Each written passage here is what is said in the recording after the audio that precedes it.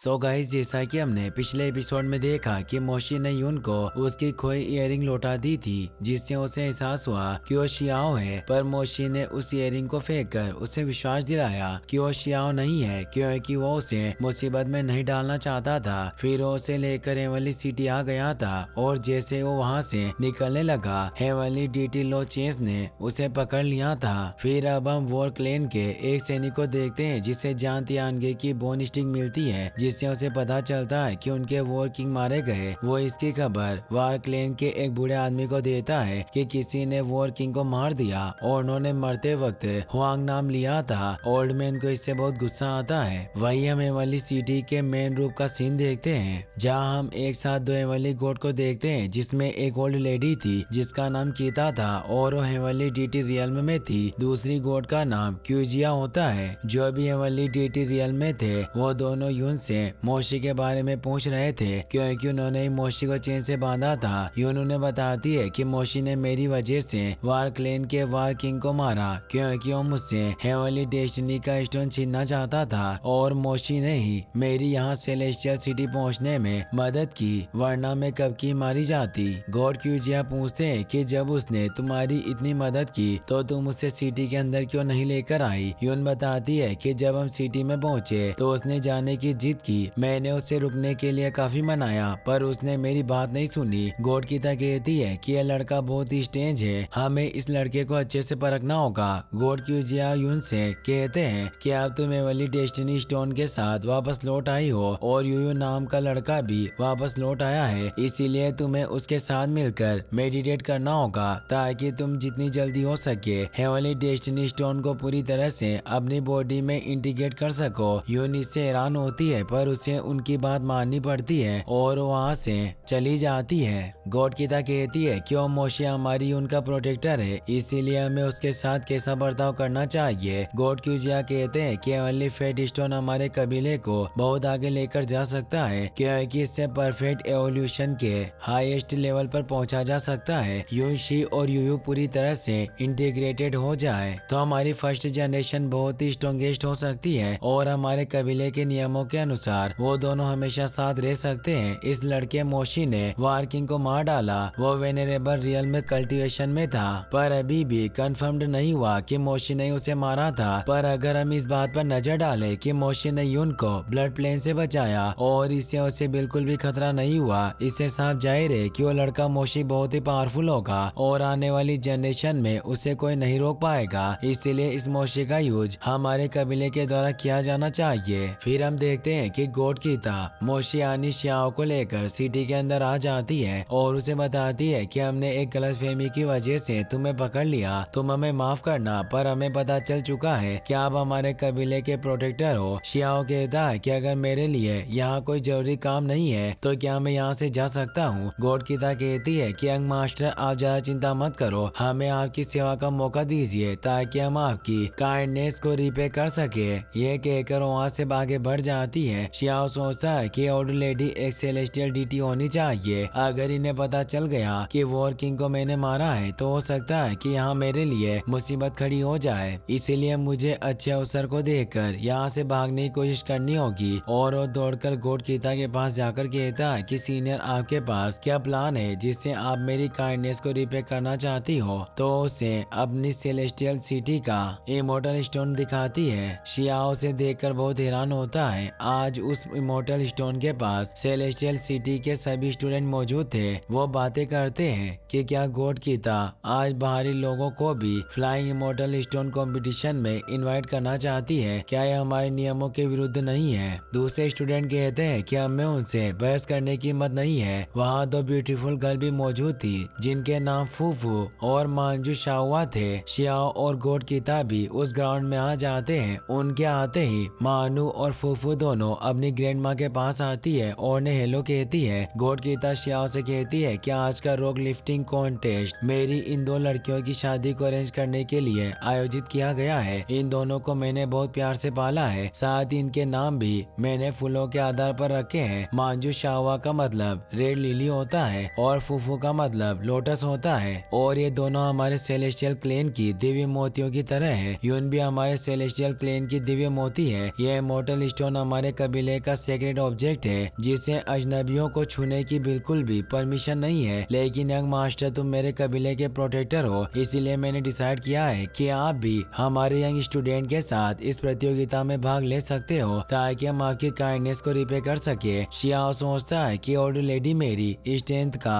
Test करना चाहती है तो ये मुझे अपने दामाद की तरह स्वीकार क्यों करना चाहेगी, मगर मैं इन दोनों लड़कियों में जरा भी इंटरेस्टेड नहीं हूँ। इसीलिए मुझे भी इनके साथ मजाक में एक खेल खेलना होगा ताकि मैं इनके इरादे को जान सकूं। और उन्हें कहता है कि अगर मैंने इस फ्लाइंग इमोर्टल स्टोन को उठा लिया तो क्या मुझे इजाजत दे सकती हो कि मैं इन दोनों लड़कियों के साथ एक ही समय पर शादी कर सकूं और हम एक कंप्लीट कपल बन सके। फूफू इससे चौंक जाती है और उसे कहती है कि दिखने में तो तुम एक पोलाइट मैन की तरह नजर आ रहे थे, इसीलिए मुझे लगा कि तुम अच्छे हो, पर तुम तो एक वुमेनाइजर निकले। वुमेनाइजर उसे कहते हैं जिसका एक से अधिक लड़कियों के साथ संबंध हो। मांजू शाहवा मोशी से कहती है कि अगर तुम इस इमोर्टल स्टोन को उठाने में नाकामयाब रहे तो तुम्हें तुरंत इस सेलेस्टियल सिटी को छोड़ना होगा और तुम यहाँ कभी वापस लौट कर नहीं आओगे। शियाओ मजाक में उसे कहता है कि क्या तुम भी बाकी लड़कियों की तरह अपने पति के लिए मुश्किलें खड़ी करना चाहती हो। फूफू कहती है कि लड़का बहुत बेशरम है। शियाओ कहता है कि मुझे तुम्हारी शर्त मंजूर है, अगर मैं आज इस इमोर्टल स्टोन को नहीं उठा पाया तो मैं तुरंत यहाँ से चला जाऊंगा, लेकिन अगर मैं सफल रहा तो हम पति पत्नी बन जाएंगे और तुम जल्दी मेरे बच्चों को पैदा करना।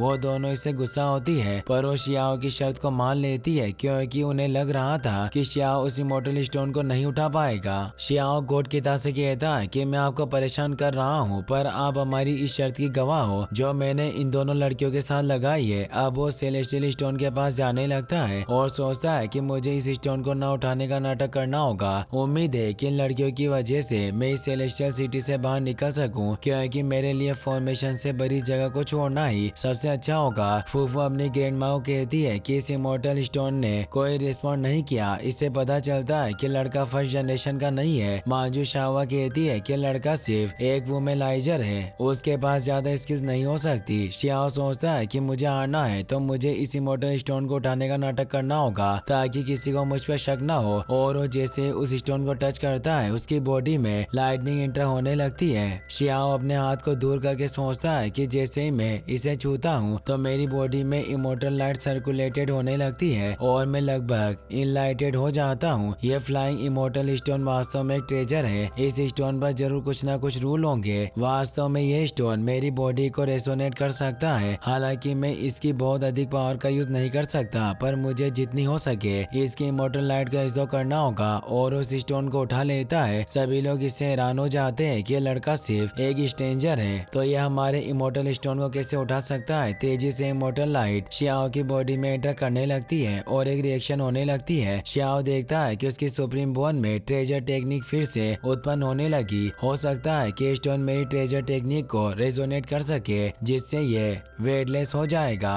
और अपने आप हवा में फ्लोट करने लगेगा, पर मुझे बहुत अधिक सावधान रहना होगा। फूफू ये देखकर कहती है कि शायद ये लड़का इस इमोर्टल स्टोन को उठाने में कैपेबल है। मांजू शाहवा कहती है कि ऐसा नहीं हो सकता, इसने स्टोन को सिर्फ थोड़ा सा उठाया है, ये जल्दी अधमरा हो जाएगा और इस स्टोन को एयर में फ्लोट नहीं करवा पाएगा। सेलेस्टियल सिटी के स्टूडेंट भी कहते हैं कि लड़के अगर तुम इस स्टोन को अपने कंधे से ऊपर नहीं उठा सकते तो हार मान लो, अगर तुम ऐसे कोशिश करते रहोगे तो तुम्हें ज्यादा से ज्यादा नुकसान होगा। फूफू सोचती है कि मुझे लग रहा है कि लड़का इस स्टोन को उठाने में जरूर सक्षम है। तभी शियाओ उस स्टोन को उठाने लगता है और उसके ओशन ऑफ कॉन्शियसनेस में उस इमोट स्टोन की एनर्जी सुप्रीम बोन में जाने लगती है, पर अचानक सुप्रीम बोन क्रैक हो जाती है। शियाओ हैरान हुआ सोचता है कि मैंने अपनी सुप्रीम बोन खो दी पर उसमें कोई सुप्रीम ब्लड भी नहीं था, इसीलिए मुझे इसे दोबारा फिल करना होगा। क्या ऐसा हो सकता है कि उस फ्लाइंग इमोर्टल स्टोन की वजह से मेरी बॉडी वोकअप हो गई हो जिससे बोन रून पहले से ज्यादा बढ़ चुका है। शियाओ अब ओशन ऑफ कॉन्शियसनेस में डबल प्यूपिल का इस्तेमाल करता है जिससे उसे पता चलता है कि ये एक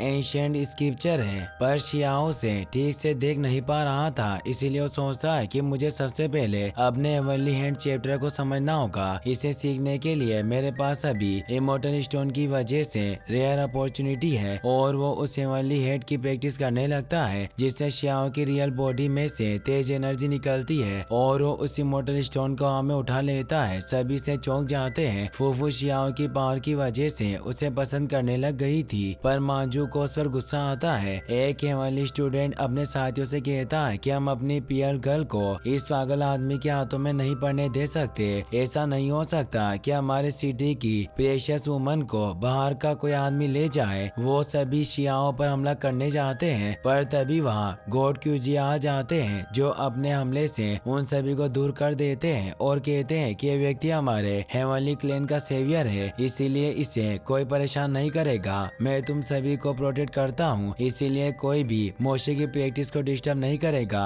मांजू अपनी ग्रैंड माँ से कहती है कि क्या आप सच में फूफू और मेरी शादी इस पागल आदमी से करवा दोगी? क्यूजिया कहती है कि तुमने इसके साथ बेट लगाई तो तुम्हें हारने के लिए भी तैयार रहना चाहिए था। हमारा हेवनली क्लैन हमेशा अपनी बात रखता है। पुराने समय हमारी हेवनली क्लैन में 6 मेंबर्स थे। नोमेन लैंड में रहते हुए उन 5 ने खुद को हमारे इस हेवनली क्लैन के लिए बलिदान कर दिया। मुझे बस कुछ इमोर्टल मटेरियल्स को एब्जॉर्ब करने के लिए ये इमोर्टल स्टोन मिला जो इस बच्चे मोशी के साथ रेजोनेट हो रहा है, इसीलिए इस लड़के का यूज हमारे कबीले के द्वारा किया जाना चाहिए। हमें इस लड़के की इनकॉम्पेबल ट्रेजर टेक्निक को हमारे क्लैन की ग्रेटेस्ट लीगेसी बनाना होगा। और वो शियाओं को अपने साथियों के साथ मिलकर सेफ जगह पर ले जाते हैं। फिर हम देखते हैं क्यून यूयू के साथ वहाँ जाती है। सभी स्टूडेंट उन्हें देखकर खुश होते हैं क्योंकि वो कबीले के जीनियस थे और वो अभी एक सील से बाहर आए थे। यूयू उनसे कहता है कि हम अपने कबीले की होप है और जैसे ही मैं फ्लाइंग इमोर्टल स्टोन को उठा लूंगा तुम मेरी हो जाओगी और हम दोनों लीगल कपल बन जाएंगे। यूयू अभी वेनरेबल किंगडम स्टेज पर था,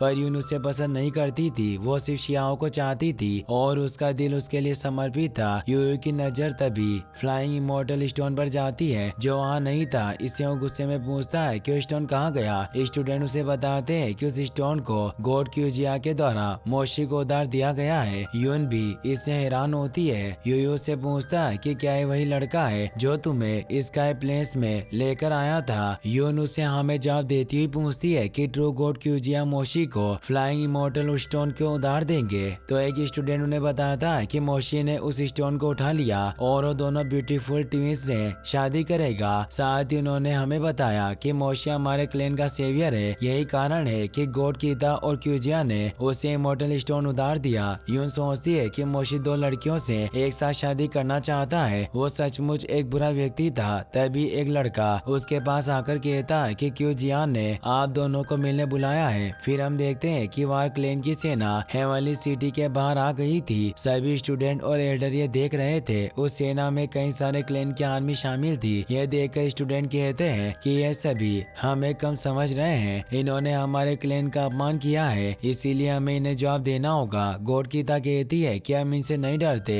हम इन्हें खत्म कर देंगे। गॉड क्यूजिया कहते हैं कि हमें ठंडे दिमाग से काम लेना होगा। इन बाकी कबीलों का हमारे साथ कोई कॉन्फ्लिक्ट नहीं है, इनके आने का कोई कारण जरूर होगा। तभी वहाँ लोअर क्लैन का सेलेस्टियल गॉड आ जाता है जो हेवनली डीटी रियल्म में था। वो उन सभी से कहता है कि मैं बिन बुलाए आने के लिए माफी चाहता हूँ। क्यूजिया कहते हैं कि तुम बिन बुलाए आए, हम तुम्हारा स्वागत नहीं करेंगे। तो लोअर क्लैन का गॉड कहता है कि मेरा कबीला और वेरियस एशियन फैक्शंस की आर्मी आप पर हमला करने के लिए तैयार है क्योंकि आपने हुआंग को छिपाया हुआ है। मुझे उससे थंडर एम्प्रेस सीक्रेट मेथड के बारे में कुछ एडवाइस लेनी है। गॉड क्यूजिया सोचते हैं कि मोशी हुआंग के नाम से बहुत फेमस है। वो उसे कहते हैं कि वो लड़का हमारे क्लैन का ऑनरेड गेस्ट है। अगर आप उससे एडवाइस लेना चाहते हैं तो आपको उसके हेवनली सिटी छोड़ने की प्रतीक्षा करनी होगी। लोअर रियल्म का गॉड कहता है कि मैं यहाँ ज्यादा बातचीत करने नहीं आया, मैं सिर्फ तुम्हें चेतावनी देने आया था। प्रेशियस लैंड के ग्रेट फैक्शंस को